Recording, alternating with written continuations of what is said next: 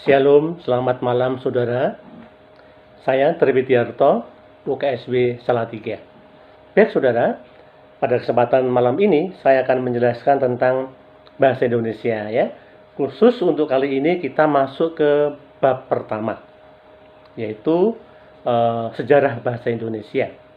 Seperti yang sudah Anda terima, silabi maupun buku panduannya, saudara ya. Tapi sebelum saya memulai kuliah ini, saya ingin menjelaskan sekali lagi mengapa kita menggunakan online yang sederhana ini ya. Ini saya rekam dan saya kirim lewat WA grup kepada saudara semua. Baik saudara, seperti kita pahami, sudah kita jelaskan minggu lalu bahwa pembelajaran online kita ini dengan cara sangat sederhana, yaitu kita rekam, kemudian saya kirim kepada saudara untuk dipelajari, baik materinya maupun tugas-tugas yang harus Anda kerjakan. Mengapa dengan cara itu? Tidak dengan Zoom maupun Google Meet dan sebagainya. Kita pahami bersama bahwa saudara kita, mahasiswa yang mengikuti perkuliahan ini tersebar dari Sabang sampai Merauke.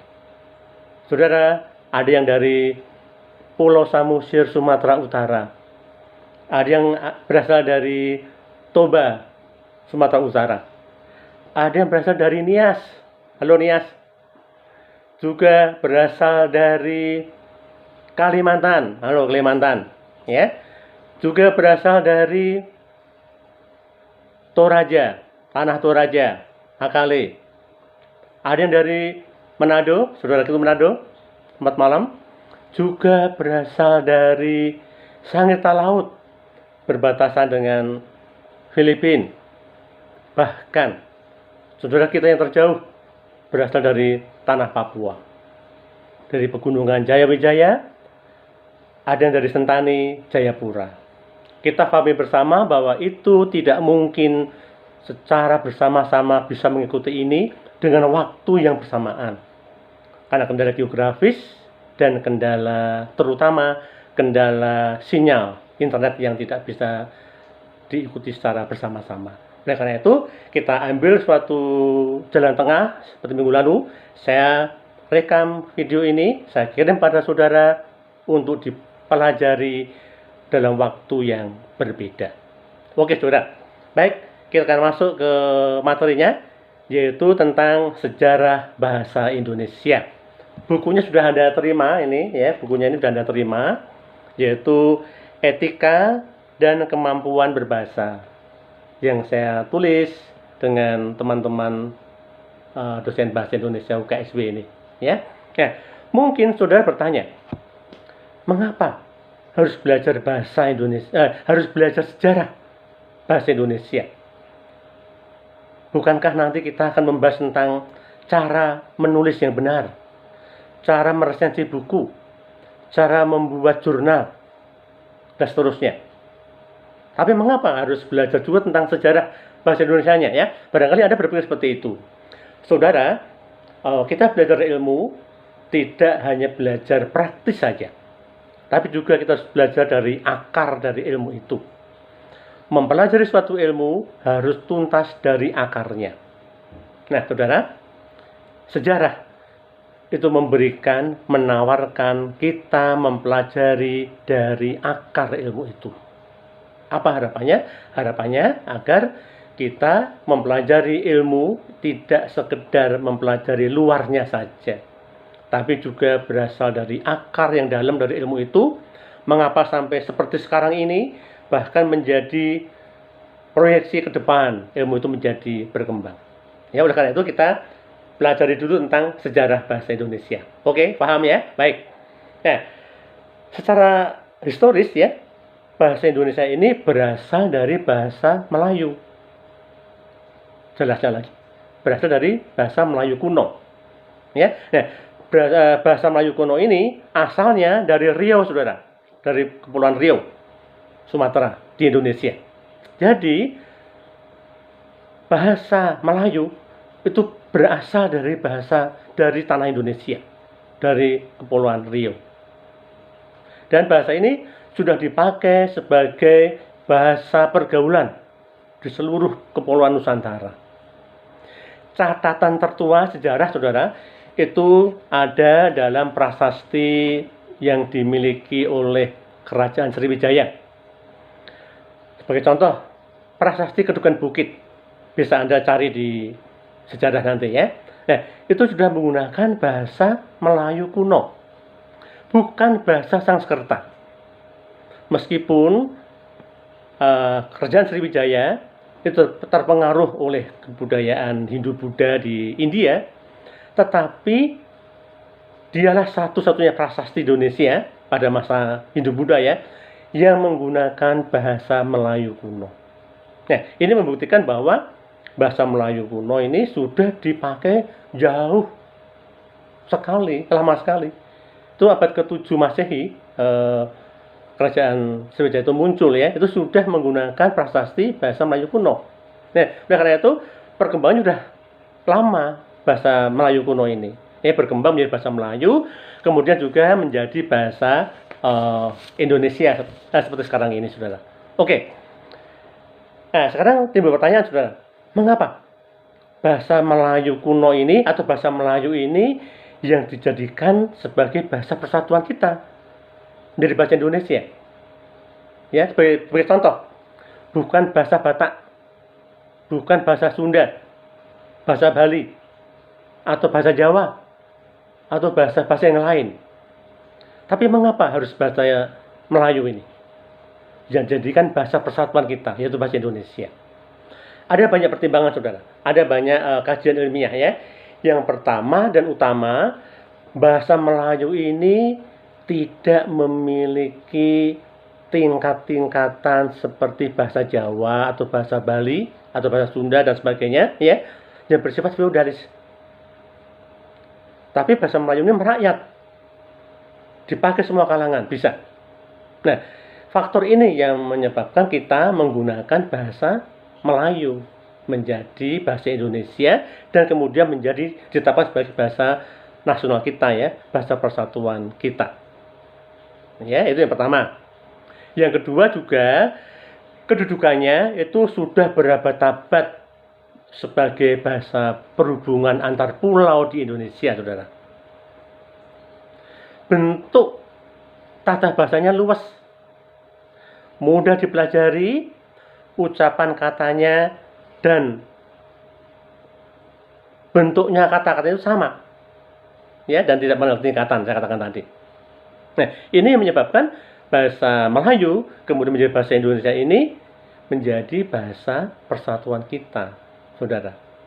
Bayangkan, jika bahasa Melayu ini tidak menjadi bahasa persatuan, kita tidak bisa berkomunikasi dengan saudara kita yang ada di Nusantara ini. Ya, ada mahasiswa dari Samosir, saya nggak bisa ngomong. Dia pakai bahasa Batak, Batak Toba ya. Saya nggak bisa memahami bahasa Toba. Saudara saya yang berasal dari Sangir Talaut, dia menggunakan bahasa daerahnya sana, kita nggak bisa berkomunikasi. Dari Kalimantan, dari Jawa, juga kita nggak bisa berkomunikasi satu sama lain. Karena masing-masing bahasa memiliki aksen sendiri, memiliki bentuk sendiri yang kita nggak tahu sama sekali. Bahkan saudara, di tanah Papua itu ada 300 bahasa daerah yang berbeda-beda, tidak difahami satu dengan yang lain. Bahkan per kecamatan ini, satu kota misalkan di Jayapura ya, ada kecamatan A, kecamatan B ya, itu sudah berbeda bahasanya dan nggak bisa berkomunikasi, apalagi lain kota, lain kabupaten, tentu nggak bisa berkomunikasi. Nah, oleh karena itu kita tentukan bahasa Melayu menjadi bahasa Indonesia sebagai bahasa persatuan kita, sehingga kita bisa berkomunikasi satu sama lain meskipun kita memiliki bahasa daerah juga yang harus kita lestarikan. Itu saudara. Ya, jadi itu adalah latar belakang historisnya. Mengapa kita gunakan bahasa Indonesia sebagai bahasa persatuan? Ya, baik saudara. Nah, kemudian timbul pertanyaan lagi saudara. mengapa bahasa Indonesia ini dianggap yang paling penting? Bukan bahasa yang lain, paling penting ya. Jadi bahasa daerah penting, harus dilestarikan. Tapi bahasa Indonesia paling penting, karena sebagai bahasa persatuan tadi. Itu ada beberapa hal, saudara. Yang pertama, itu karena memang ikrar dari Sumpah Pemuda 28 Oktober 1928. Ya, kita sudah berikrar ya bahwa bahasa Indonesia ini menjadi bahasa persatuan Indonesia nasional kita. Sehingga itu suatu kesepakatan bersama yang dihadiri oleh utusan-utusan pemuda dari seluruh Indonesia ini. Ada dari Sulawesi, ada dari Jawa, ada dari Ambon, ada dari Sumatera, sepakat menggunakan bahasa Indonesia sebagai bahasa persatuan kita. Itu yang pertama. Ya. Yang kedua adalah Undang-Undang Dasar tahun 45, saudara. Pasal 36 tentang bahasa. Coba Anda pelajari nanti. Anda lihat. Jelas sekali bahwa bahasa Indonesia sebagai bahasa persatuan kita. Untuk menyatukan perbedaan di Indonesia lewat bahasa ini. Yang ketiga, saudara, adalah jumlah penuturnya yang sangat besar. Dalam kajian historis, bahasa Indonesia ini sudah dikenal jauh sekali, lama sekali, dan sudah tersebar di seluruh Indonesia. Nah, karena itu, karena penuturnya banyak di Indonesia, ya, maka kita jadikan bahasa nasional, bahasa persatuan kita. Berikutnya adalah luas penyebarannya. Tidak hanya di Nusantara, saudara. Luas sekali bahasa Indonesia ini, bahasa Melayu ini. Bahkan di Malaysia itu menggunakan bahasa resmi juga bahasa Melayu yang berasal dari Riau, dari Indonesia itu. Ya, jadi banyak sekali, luas sekali penyebarannya. Sehingga kita layak kalau kita jadikan sebagai bahasa persatuan kita. Ya, nah, yang terakhir ini, bahasa Indonesia ini memang sudah menjadi suatu peranan yang besar dalam sarana ilmu pengetahuan, sastra, ungkapan budaya, nilai-nilai, semua terangkum dalam bahasa Indonesia. Itu, saudara, yang menyebabkan kita menggunakan bahasa Indonesia sebagai bahasa persatuan kita. Tapi ingat ya, tetap bahasa daerah harus kita perhatikan juga, harus kita perhatikan juga. Kita kembangkan bersama-sama dengan perkembangan bahasa Indonesia, saudara. Ya, baik, saudara. Nah, apa sekarang kedudukan dan fungsi bahasa Indonesia? Yang pertama, sebagai bahasa nasional. Bahasa nasional. Artinya apa artinya? Artinya bahasa Indonesia lambang kebanggaan bangsa kita. Kita bangga berbahasa Indonesia, harus itu. Kita perlu belajar bahasa Inggris, perlu belajar bahasa asing lainnya, tapi ingat, kebanggaan kita yang paling utama harus bangga terhadap bahasa Indonesia. Itu harus, saudara. Ya. Yang kedua adalah lambang identitas nasional kita. Jadi identitas bangsa kita, nasional kita dari bahasa. Kita bahasa Indonesia sebagai identitas nasional kita. Kita bangga berbahasa Indonesia sebagai bahasa resmi di semua perkantoran nasional, universitas, sekolah-sekolah yang resmi menggunakan bahasa Indonesia. Yang ketiga, saudara, tadi saya katakan ya, alat perhubungan antar daerah dan antar budaya di Indonesia.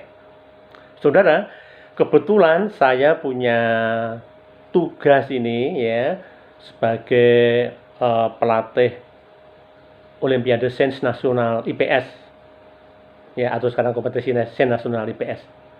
Saya hampir sudah mengelilingi seluruh Indonesia. Dari Nias, dari Banda Aceh maksud saya, Nias, Banda Aceh, Toba, kemudian Jawa, kemudian Sulawesi, Maluku, Papua, saya sudah semua. dalam membina adik-adik SMP untuk berlatih Olimpiade Nasional IPS dan Sejarah. Nah, pasti saya menggunakan bahasa Indonesia. Dan semua peserta bisa mengikuti. Dari Sabang sampai Merauke, semua siswa bisa mengikuti. Nah, ini pentingnya memahami bahasa Indonesia sebagai bahasa persatuan, sebagai bahasa perhubungan, bahasa budaya bangsa kita. Nggak ada masalah kita komunikasi dengan anak kita, saudara kita yang ada di Papua, semua bisa.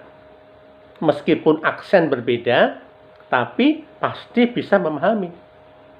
Ini pentingnya bahasa Indonesia sebagai bahasa persatuan ya. Kemudian juga sebagai pengantar dunia pendidikan. Ya, kita perlu belajar bahasa Inggris, perlu di era global ini. Tapi tetap bahasa Indonesia sebagai bahasa persatuan yang harus kita utamakan secara bersama-sama. Ya, dan juga sebagai alat pengembangan kebudayaan kita, ilmu pengetahuan kita, teknologi kita harus kita kembangkan dengan bahasa kita sendiri yang dipahami seluruh bangsa Indonesia. Ya, saya senang kalau saudara menggunakan bahasa Indonesia sebagai bahasa untuk produk-produk Anda misalkan.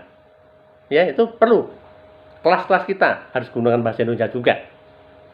Ya. Nah, itu yang kedudukan bahasa Indonesia. Yang pertama tadi saya katakan ya sebagai bahasa nasional. Yang keduanya sebagai bahasa baku. Bahasa baku ilmiah. Bahasa baku percakapan di kantor-kantor pemerintah. Ya, jadi kita harus punya bahasa baku dalam penulisan karya ilmiah ini nanti. Dan nanti babak berikutnya saudara saya beri tugas ajarkan tentang bahasa baku dalam menulis karya ilmiah. Nah, itu bahasa Indonesia ada ragam bahasa baku. Kedudukan bahasa Indonesia yang kedua adalah bahasa Indonesia sebagai ragam baku. Jadi satu ragam baku yang harus Anda pahami sebagai mahasiswa dalam menulis karya ilmiah maupun dalam berkomunikasi secara resmi dengan dosen, dengan teman di kelas ya, secara resmi, tidak dalam suatu pergaulan. Ya. Nah, itu dua hal itu yang merupakan hal yang utama. Yang pertama adalah bahasa nasional, dan yang kedua adalah bahasa baku. Ya, baik saudara. Kemudian apa saudara ciri-ciri bahasa baku itu? Ciri-ciri ragam baku itu. Ini masih dalam tahap sejarah ini ya. Baik, yang pertama adalah ragam baku, bahasa baku itu memiliki aturan-aturan, pola-pola atau kaidah tertentu yang sudah pasti. Ya sudah pasti polanya itu, aturannya itu.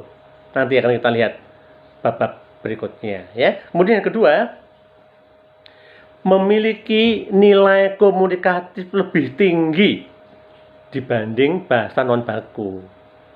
Ya, nanti kita bahas nanti.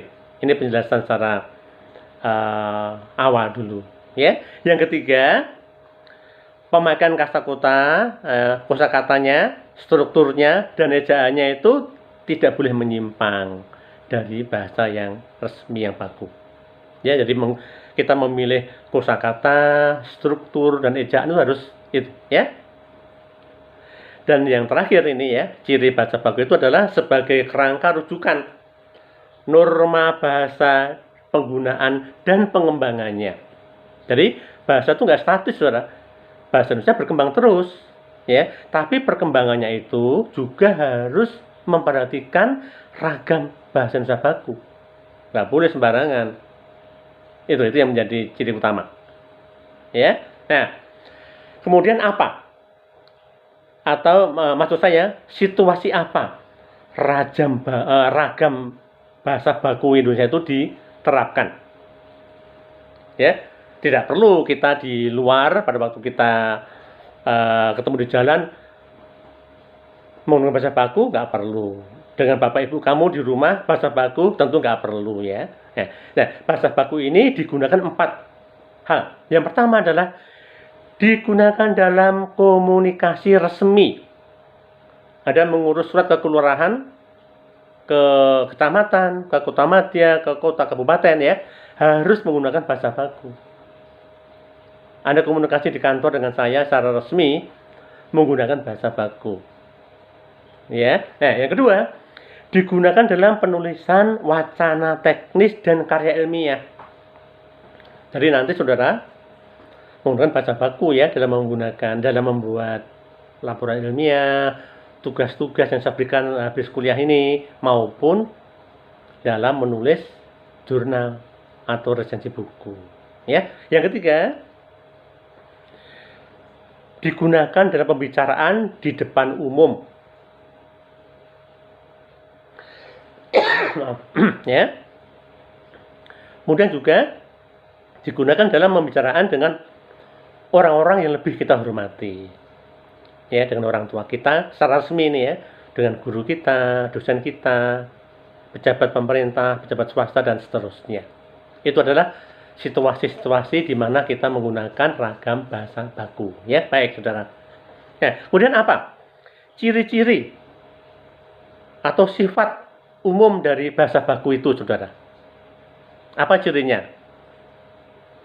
Artinya ya, apa yang membuat ciri bahwa itu bahasa baku itu menjadi ciri dari ragam bahasa Indonesia? Yang pertama adalah kemantapan dinamis. Ya, jadi bahasa itu tidak statis, saudara. Dia terbuka terhadap perubahan dan perkembangan zaman. Bahasa yang nggak dinamis yang ditinggalkan. Justru bahasa baku ini terbuka terhadap perubahan teknologi, perubahan ekonomi, sosial, budaya. Kita tampung semua dalam bahasa baku ini, saudara. Itu ya. Baik, yang kedua adalah kecenderungannya itu sangat kuat untuk mewadahi konsep pemikiran yang kompleks.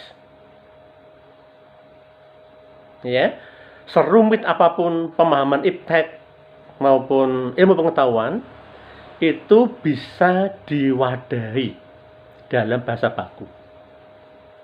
Kalau bahasa non baku nggak mungkin bisa. Ya, bahasa Indonesia sudah bisa memiliki itu.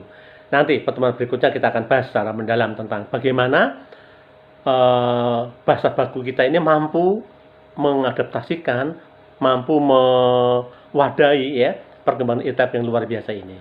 Yang terakhir adalah keseragaman, saudara, keseragaman. Ya, tentu memiliki keseragaman dalam kaidah dan sistem bahasanya. Ya. Itu. Nah, kemudian seterusnya adalah bagaimana lafal bahasa baku Indonesia itu. Ya, bagaimana ciri lafalnya. Ya, nanti secara jelas bisa Anda baca di bukunya ya. Baik. Ciri lafal bahasa baku Indonesia ini ya cenderung mempunyai khasanah bunyi yang lebih banyak. Coba Anda perhatikan di bukunya nanti. Yang kedua, mempunyai kaidah fonotaktis ya yang lebih rumit bahasa baku itu, sehingga memang sulit bahasa baku itu. Harus dipelajari secara sungguh-sungguh. Ya, yang terakhir ketiga, memperlihatkan adanya tekanan-tekanan lebih teratur dan lebih mendasar dalam ciri lafal bahasa baku ini. Ya, nah, coba saudara buka bukunya yang sudah saudara terima itu dan nanti dilihat semua itu ya bagaimana arti yang saya katakan tadi ya. Oke. Berikutnya saudara, apa sebenarnya fungsi lafal baku itu apa sebenarnya? Apa sebenarnya fungsi lafal baku itu apa? Apa fungsinya itu ya? Nah, dalam buku saya jelaskan pertama adalah fungsi pemersatu. Yaitu apa? Yaitu lafal baku ini menghubungkan atau memahami semua penutur dari berbagai dialek. Gini saudara, orang Jawa berbahasa Indonesia pakai dialek Jawa. Orang Sunda berbahasa Indonesia dialek Sunda. Orang Papua dalam bahasa tertentu ya, dia pakai dialek Papua untuk bahasa Indonesia. Termasuk orang katakanlah ya Aceh, Nias ataupun Toba, saudara yang ada semua ini menggunakan bahasa Indonesia menggunakan lafal atau dialek yang berbeda-beda. Tetapi kita semua paham karena itu fungsi pemersatu. Ya, saya paham bicara dengan orang Papua dengan bahasa Indonesia. Anda pun juga paham bicara dengan saya yang orang Jawa ini. Itu adalah fungsi lafal baku dalam bahasa Indonesia, gitu ya. Yang kedua, fungsi pemberi kasan. Ya, jadi kas ada. Ya, saya senang bisa mengajar di UKSW ya, mahasiswanya beragam dari berbagai suku bangsa. Ya, kadang-kadang saya sedikit pertama bertemu dengan saudara dari Papua, sedikit kurang paham bahasa Indonesianya. Tetapi akhirnya saya paham dengan mudah dan cepat. Dan itu menjadi ciri khas dari lafal tadi. Ya, saya bisa memahami Anda sebagai masyarakat Papua yang berbahasa Indonesia. Anda sebagai masyarakat Sunda berbahasa Indonesia, sebagai Aceh berbahasa Indonesia. Semua saya paham itu. Dan ini adalah fungsi yang luar biasa. Fungsi memberi khas dari masing-masing suku bangsa di Indonesia ini. Ya. Nah, yang ketiga, fungsi pemberi wibawa. Ya, karena apa? Anda berbahasa Indonesia dengan baik dan benar, Anda punya kewibawaan yang luar biasa. Anda mampu mengajar bahasa Indonesia dengan baik kepada saudara kita bangsa Indonesia ataupun saudara bangsa asing. Pengajaran bahasa Indonesia untuk orang asing. Ini kewibawaan kita, kebanggaan kita. Ya, jangan sampai Anda nggak bangga bisa berbahasa Indonesia dengan baik. Nah, 3 hal itu adalah fungsi lafal baku dalam bahasa Indonesia. Ya, dengan itu kita harus menghargai dialek-dialek lafal baku dalam bahasa Indonesia itu. Ya. Nah, sekarang bagaimana sudah pertanyaannya? Bagaimana cara upaya kita membakukan lafal bahasa Indonesia ini? Yang pertama pasti lewat jalur sekolah. Ya, jalur sekolah. Sekolah resmi menggunakan bahasa Indonesia. Sangat setuju. Sekolah Indonesia, bahasa pengantar bahasa Indonesia. Bahasa pengayaan bahasa asing. Bahasa Inggris, bahasa yang sebagainya. Ya. Nah, ini menjadi langkah pertama kita. Harus merupakan jalur formal, jalur sekolah. Ya. Nah, dalam belajar bahasa Indonesia di sekolah ini, maka guru harus menyadari bahwa ragam bahasa Indonesia ini menjadi ciri khas kelompok sosial dalam masyarakat Indonesia yang beragam ini. Ya, kita bersama memahami itu, saudara, karena saudara belajar di UKSW dan saya bangga saudara menjadi mahasiswa UKSW. Sabang sampai Merauke ada semua di UKSW ini, dan saya bisa belajar banyak tentang ragam lafal bahasa baku Indonesia dari dialek-dialek daerah. Saudara ya, itu menjadi ciri khas kita dalam belajar bahasa Indonesia, gitu ya. Baik. Yang kedua, juga dari jalur luar sekolah, saudara. Ya, sebenarnya setiap pemimpin, tokoh masyarakat perlu juga berusaha menggunakan lafal baku ini. Ya, para penyiar radio harus menjadi model dalam lafal baku ini. Ya. Oke. Ya, itu tentang lafal, saudara, ya. Nah, sekarang apa fungsinya? Fungsi bahasa Indonesia ini masih pengantar, ini masih sejarahnya saja ya. Nah, fungsinya yang pertama ada 4 fungsi ini ya, fungsi bahasa Indonesia ya. Yang pertama, fungsi pemersatu kebinekaan rumpun bahasa daerah dengan batas-batas daerah-daerah lain di Indonesia. Maaf, ya, ini disatukan. Bahasa Jawa, bahasa Sunda, bahasa Batak, bahasa Minang, bahasa manapun di Indonesia ini disatukan dalam bahasa Indonesia. Itu yang pertama. Yang kedua, penanda kepribadian dalam pergaulan identitas. Ya, saya pernah studi di Malaysia, saudara. Di sana memang menggunakan bahasa Inggris ya dalam perkuliahan dan bahasa Melayu dalam berhubungan. Nah, saya menggunakan bahasa Indonesia. Ketahuan oleh orang Malaysia bahwa saya bukan berasal dari Malaysia. Karena aksen saya bahasa Indonesia berlogat Jawa. Sehingga itu satu kebanggaan buat saya. Saya orang Indonesia, saya orang Jawa yang berbahasa Indonesia. Jadi yang kedua tadi tentang kebanggaan identitas bangsa kita. Saya bangga dengan bahasa Indonesia. Saya bangga disebut sebagai bangsa Indonesia.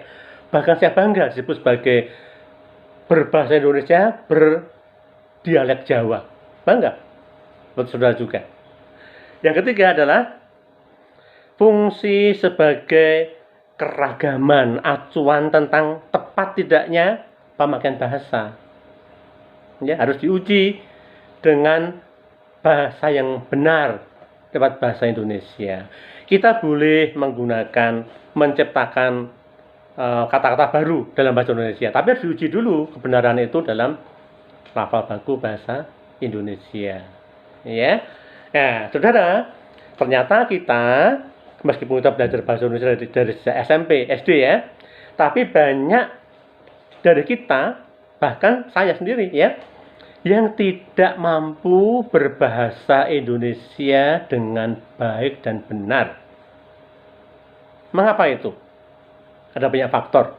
Yang pertama adalah kurang memahami kaidah bahasa yang berlaku. Yang kedua, lupa pada kaidah bahasa yang benar. Yang ketiga, karena tergesa-gesa dalam berbicara, sehingga melupakan kaidah yang benar itu. Yang keempat, karena memang tidak mau melakukan kaidah yang benar, dianggap kaku. Kemudian yang ketiga, ikut-ikutan nggak baku dia. Dia lebih senang menggunakan yang nggak baku. Nah, itu beberapa hal yang membuat orang tidak mampu berbicara bahasa Indonesia dengan baik dan benar. Saudara, kita sebagai mahasiswa ya harus berbicara baik dan benar untuk bahasa Indonesia. Mengapa seperti itu? Karena kita sebagai tokoh nanti, sebagai panutan masyarakat, kita sebagai mahasiswa, masyarakat menganggap kita cendekiawan, ya, sehingga Anda harus menggunakan bahasa Indonesia yang baku dan benar. Saudara, itu yang perlu saya jelaskan dulu tentang sejarah bahasa Indonesia tadi ya. Anda pelajari lagi baik PPT-nya maupun buku yang sudah Anda miliki maupun tambahan-tambahan materi yang sudah saya berikan lewat WA. Karena itu, untuk menutup pertemuan ini, saya akan memberikan 2 soal yang harus saudara kerjakan. Ya, baik saudara, coba saya di sini ya. Saya memberikan 2 soal saudara. Yang pertama saudara, soalnya coba Anda perhatikan. Yang pertama adalah jelaskan latar belakang historis mengapa bahasa Melayu kemudian menjadi bahasa Indonesia ditetapkan sebagai bahasa persatuan nasional Indonesia. Jadi sekali lagi saya ulangi lagi. Jelaskan latar belakang historis bahasa Melayu, bahasa Indonesia ini ditetapkan sebagai bahasa persatuan nasional Indonesia. Itu yang pertama, saudara. Yang kedua, jelaskan fungsi bahasa Indonesia dalam masyarakat Indonesia yang multi etnik ini? Apa fungsinya? Yang multi etnik ya. Dari Sabang sampai Merauke ini ada berapa suku bangsa ini? Nah, apa fungsi bahasa Indonesia dalam masyarakat Indonesia yang multi etnik itu? Saudara, 2 soal itu harus Anda kerjakan. Ya, dan ditulis cukup maksimal 2 lembar. Warto spasi 1,5. Ya, Anda bisa menggunakan buku ini. Ya, buku ini ya. Tentu harus juga menggunakan buku-buku yang lain. Tidak boleh hanya satu buku aja. Ada explore yang lain, Anda baca buku sejarah dan sebagainya, ya, supaya lebih mantap jawaban Anda. Nah, jawaban Anda itu nanti dikirim paling lambat adalah hari Jumat depan. Nah, sekarang tanggal berapa ini ya? Jumat depan lagi. Dikirim paling lambat ya jam 12 siang. Saya beri waktu 1 minggu, saudara. Karena saya tahu Anda banyak sekali mengambil mata kuliah ya, 1 minggu. Dan nanti dikirim ke Google Drive yang sudah, nah, nanti akan saya berikan alamatnya. Ya, Google Drive ya. Oke, saudara. Saya rasa sekian dulu ya. Selamat belajar, selamat malam, tetap tinggal di rumah. Jaga kesehatan, kerja keras, belajar keras. Tuhan memberkati. Amin, saudara. Terima kasih.